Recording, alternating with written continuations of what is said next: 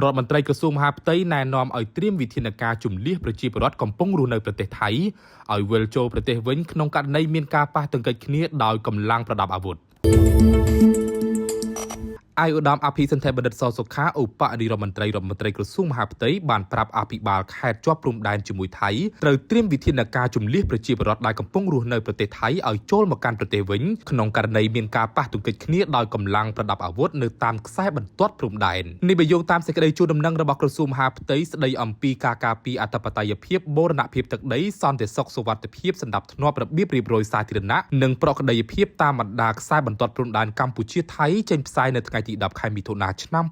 2025ចុះហត្ថលេខាដោយឯកឧត្តមអភិសន្ធិបណ្ឌិតសសុខាតាមរយៈសេចក្តីជូនដំណឹងរបស់ឯកឧត្តមអភិសន្ធិបណ្ឌិតសសុខាបានណែនាំទៅកាន់អភិបាលខេត្តជាប់ព្រំដែនជាមួយថៃថាត្រូវខិតខំការពារនៅផលប្រយោជន៍ស្របច្បាប់របស់ប្រជាពលរដ្ឋខ្មែរដែលកំពុងធ្វើការរកស៊ីនិងរស់នៅក្នុងទឹកដីថៃព្រមទាំងត្រៀមវិធានការជំនះប្រជាពលរដ្ឋដែលកំពុងរស់នៅប្រទេសថៃឲ្យចូលមកកាន់ប្រទេសវិញនៅក្នុងករណីមានការប៉ះទង្គិចគ្នាដោយកម្លាំងប្រដាប់អាវុធនៅតាមខ្សែបន្ទាត់ព្រំដែនទន្ទឹមនឹងនេះសូមអប់រំណែនាំនិងផ្សព្វផ្សាយជូនទៅកាន់ប្រជាពលរដ្ឋកុំឲ្យឆ្លងចូលដែននៅប្រទេសថៃជាបណ្ដោះអាសន្នប្រសិនបើមានការចាំបាច់ទន្ទឹមនឹងនេះឯកឧត្តមអភិសន្ធិបណ្ឌិតបានបន្តថាត្រូវត្រៀមវិធានការសម្រាប់ឆ្លើយតបនឹងការគ្រប់គ្រងស្ថានភាពអាសន្នដែលអាចកើតឡើងជាយថាហេតុនិងផ្ដល់កិច្ចសហការឲ្យបានជិតស្និទ្ធជាមួយនឹងកងយុទ្ធពលខេមរភូមិន្ទនិងនគរបាលជាតិតាមការចាំបាច់ដើម្បីធានាការរក្សាសន្តិសុខសណ្ដាប់ធ្នាប់បូរណភាពទឹកដីសុវត្ថិភាពអាយុជីវិតនិងទ្រព្យសម្បត្តិប្រជាពលរដ្ឋនៅក្នុងដែនសមត្ថកិច្ចរបស់ខ្លួនលើសពីនេះឯកឧត្តមឧបនាយករដ្ឋមន្ត្រីក៏បានបន្ថែមផងដែរថា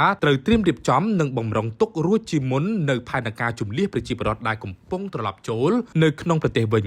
និងអ្នករស់នៅតាមបន្ទាត់ព្រំដែននៅក្នុងករណីមានការប៉ះទង្គិចគ្នាដោយកម្លាំងប្រដាប់អាវុធដែលកាត់ឡើងជាយថាហេតុឬមានការបិទច្រកព្រំដែននៅក្នុងនោះត្រូវបានរៀបចំទីជម្រកសុវត្ថិភាពជាបណ្ដោះអាសន្នមធ្យោបាយដឹកជញ្ជូនជំនួយសង្គ្រោះស្បៀងអាហារថ្នាំសង្កូវទឹកស្អាតនិងអគ្គិសនី